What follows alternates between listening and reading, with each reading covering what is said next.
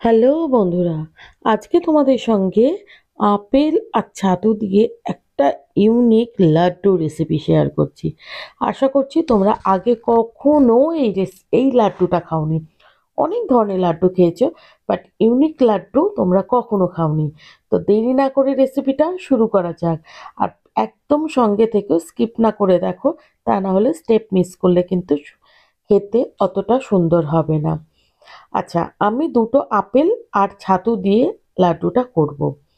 আমি দুটো আপেলে করেছি, মেজারমেন্ট তোমরা কিন্তু খুব ভালো করে দেখে নেবে, যে একটু যদি 19-20 হয়ে যায় তাহলে কিন্তু খেতে ভালো হবে না, ঠিক আছে? আচ্ছা, দুটো আপেলকে আমি প্রথমে ভালো করে খোসাটা ছাড়িয়ে নিয়ে ছোট ছোট করে পিস পিস করে কেটে নেবো। আচ্ছা, তোমরা খোসাটা আমি পিলার দিয়ে কেটেছি, তোমরা চাইলে উম, ছুরি দিয়ে কিংবা বটি দিয়ে যেভাবেই হোক কেটে নেবে, কিন্তু খোসাটা ফেলবে না, খোসাটা রেখে দেবে। খোসাটা দিয়ে আমি অন্য একটা রেসিপি বানিয়েছি, যেটা তোমাদের সাথে আমি নেক্সট ভিডিওতে শেয়ার করব। ঠিক আছে, এবারে আমি এই যে ছোট ছোট করে এগুলো কেটে মিক্সিতে পেস্ট করে নেব। আপেল যে ধরনেরই হতে পারে, আপেল মিষ্টিও হতে পারে, না মিষ্টিও হতে পারে, কোনো ব্যাপার না। ওরকম কোনো ব্যাপার না যে মিষ্টি আপেলই লাগবে, ঠিক আছে? তো এই যে আমি কেটে নিয়েছি, কেটে নিয়ে এবার এটাকে খুব স্মুথ করে পেস্ট করে নেবো। পেস্ট করতে বেশি সময় লাগবে না, মানে বোধহয় একবার দুবার শুধু মিক্সিটা মানে উম, ঘোরালেই তোমাদের এটা স্মুথ পেস্ট হয়ে যাবে, ঠিক আছে? এবারে এই যে দেখতে পাচ্ছ, এর মধ্যে কিন্তু একটুও আপেলের কোনো মানে টুকরো অবশিষ্ট নেই, পুরোটাই স্মুথ ভাবে পেস্ট হয়ে গেছে। নেক্সট স্টেপ হচ্ছে, আমি কড়াই নিয়ে নিয়েছি।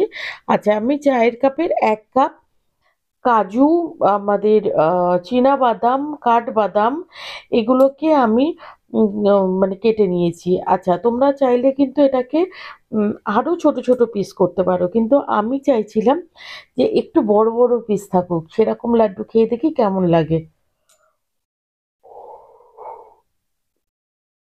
এটা জাস্ট হালকা একটু রোস্ট করে নিতে হবে, দেখবে যেন পুড়ে না যায়।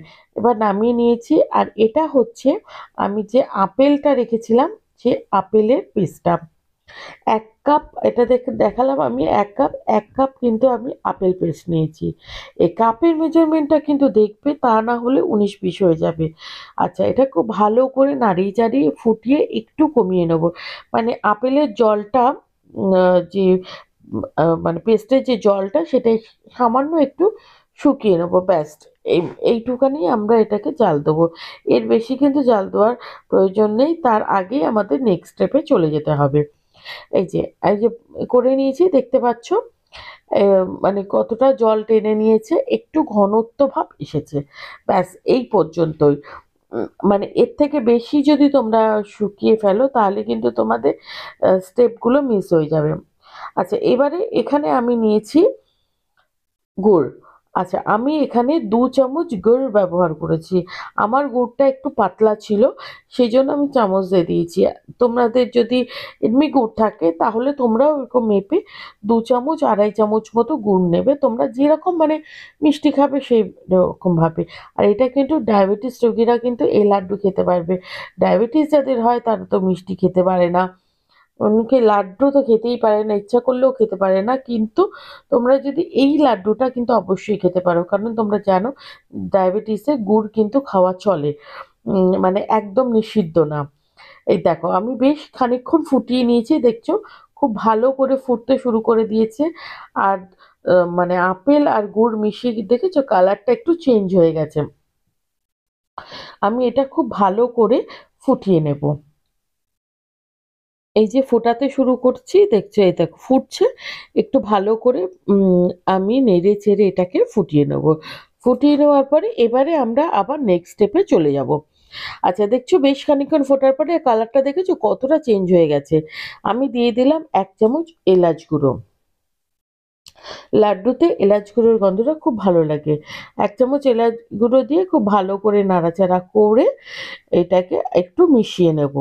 দেখো, যত তোমরা এটাতে জাল দেবে তত দেখবে কালারটা চেঞ্জ হতে শুরু করেছে। এই দেখো জাল দিচ্ছি, দেখেছো কালারটা কতটা চেঞ্জ হয়ে গেছে। এবারে যখন এটা আরো একটু শুকিয়ে আসবে তখন আমি 1 কাপ ছাতু দিলাম। এটা কিন্তু তোমরা সবসময় মাথায় রাখবে যে দুটো আপেলে, মাঝারি সাইজের দুটো আপেলে 1 কাপ, মেজারিং কাপের 1 কাপ আপেলের পেস্ট হবে, সেখানে আমি 1.25 কাপ ছাতু দেবো। ঠিক আছে? যদি তোমরা 4টে আপেলে করো তাহলে কিন্তু তোমরা 1.5 কাপ ছাতু দেবে। এই মেজারমেন্টটা কিন্তু তোমরা একদম ঠিকঠাক রাখবে, তা না হলে কিন্তু খাবার টেস্ট অন্যরকম হয়ে যাবে। এবার দেখো, দেওয়ার পরেই সাথে সাথে কেমন টেনে গেল, শুকিয়ে গেল। এ দেখো শুকিয়ে এসছে। এবারে আমি এটাকে খুব ভালো করে নাড়াচাড়া করে আরো কিছুক্ষণ একটু রান্না করে নেব। দেখতে পাচ্ছ বেশ কিছুক্ষণ রান্না করে নিয়েছি। নিয়ে এবার যে আমি যে বাদামগুলো রোস্ট করে রেখেছিলাম সেই বাদামগুলো দিয়ে দিলাম। দেখো আমি যেহেতু গোটা গোটা রেখেছি বলে সেই জন্য বড় বড় লাগছে, তোমরা চাইলে কিন্তু একটু মিহি করে কুচিয়ে নিতে পারো। এই যে দিয়ে ভালো করে আমি নাড়াচাড়া করে নিচ্ছি। দেখো কড়াইতে কিন্তু ছেড়ে দিচ্ছে, কড়াইতে গায়ে লেগে যাচ্ছে। এইরকম অবস্থায় আমি কিন্তু আরো বেশ খানিকক্ষণ রান্না করব। ভালো করে মানে খুব সুন্দর করে এই যে এরকম করে নাড়িয়ে চাড়িয়ে এটাকে রান্না করে নিতে হবে। যখন দেখবে যে একদম শুকিয়ে যাচ্ছে, কড়াই থেকে উঠে যাওয়ার মতো এসছে, এই যে শুকিয়ে যাচ্ছে, এই সময় আমি এর মধ্যে আরো একটা জিনিস দেবো, যেখানে আমরা নেক্সট স্টেপে আবার চলে যাচ্ছি। ঠিক আছে? এবারে আমি এতে দিয়ে দেবো 1 চামচ ঘি। আচ্ছা, তোমরা ঘি যদি না থাকে তাহলে এটা স্কিপ করবে, কিন্তু ঘি যদি তোমাদের বাড়িতে থাকে তাহলে অবশ্যই কিন্তু ঘি দেবে। এরপরও একটা স্টেপ বাকি আছে, কারণ এভাবেই কিন্তু লাড্ডুটা তৈরি করলে কিন্তু খেতে অতটা ভালো হবে না। এর আলাদা স্বাদ, আলাদা টুইস্ট এর নেক্সট স্টেপে রয়েছে। ঠিক আছে? এই যে খুব দেখো দেওয়ার পরে, ঘি দেওয়ার পরে দেখো খুব সুন্দর একটা স্মুথ একটা সিল্কি ভাব এসে গেছে। সেই কারণের জন্যই কিন্তু আমি ঘিটা দিলাম। দেখো কি সুন্দর একটা সিল্কি ভাব এসে গেছে।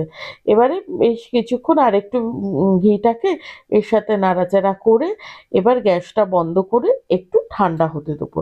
মানে একটু কড়াইতে পাতিয়ে পাতিয়ে দেবো, দিয়ে একটু এটাকে ঠান্ডা করে নেবো, কারণ এই গরম অবস্থায় তো হাত দেওয়া যাবে না, সেই জন্য কিছুক্ষণ ঠান্ডা করে নিতে হবে। আর এই লাড্ডু করার সময় কিন্তু একটু গরম থাকা অবস্থায় লাড্ডু করার কোনো ব্যাপার নেই, একদম পুরো ঠান্ডা হবে, তারপরে কিন্তু এটাকে আমরা লাড্ডু বানানোর জন্য রাখবো। এই যে আমি থালায় ঢেলে নিয়েছি। এবারে চলে যাচ্ছি আমরা নেক্সট স্টেপে। আচ্ছা, এখানে এবারে আমি এর মধ্যে দিয়ে দিলাম এই রান্নার সব থেকে বিশেষ জিনিস, আর এই এই লাড্ডুটাকে স্বাদ বাড়িয়ে দেওয়ার জন্য দিয়ে দিলাম 1 চামচ পিনাট বাটার। আচ্ছা, এই পিনাট বাটারটা কিন্তু আমি বাড়িতে তৈরি করেছি।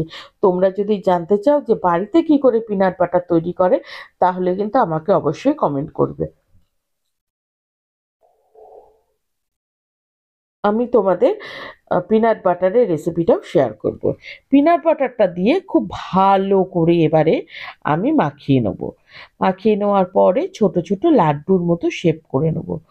তোমরা মানে বললে বুঝতে পারবে না যে এত সুন্দর এটা টেস্ট, যে তোমরা যদি না খাও তোমরা বুঝতেই পারবে না যে ছাতু আর আপেলে এত সুন্দর একটা লাড্ডু তৈরি করা যায়। জাস্ট ফাটাফাটি খেতে হয় এটা। এই যে দেখো, এই যে আমি লাড্ডুটা তৈরি করে নিলাম। এই যে দেখো বেশ সুন্দর লাড্ডু হয়েছে। আর এর ভেতরে যেহেতু আমি ড্রাই ফ্রুটসগুলো দিয়েছি, আমি যেহেতু গোটা গোটা দিয়েছি বলে গোটা গোটাই মুখে পড়ছিল। তোমরা চাইলে কিন্তু ড্রাই ফ্রুটসগুলো যদি কুচিয়ে দাও তাহলেও কিন্তু মুখে পড়বে, সেটাও কিন্তু খেতে খুব দুর্দান্ত হবে। এই দেখো আমি আরো একটা লাড্ডু তৈরি করে নিলাম। এইরকম ভাবেই আমি প্রত্যেক কটা লাড্ডু তৈরি করে নিয়েছি। আর একটু সুন্দর দেখানোর জন্য উপর থেকে একটু কাজু বাদাম দিয়ে দিয়েছি। আর দেখো, এই দেখো লাড্ডুটা দেখো,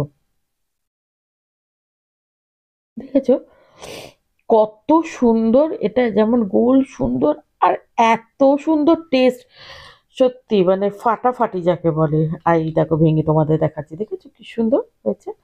রেসিপি ভালো লাগলে চ্যানেলটা সাবস্ক্রাইব করে পাশে থাকো।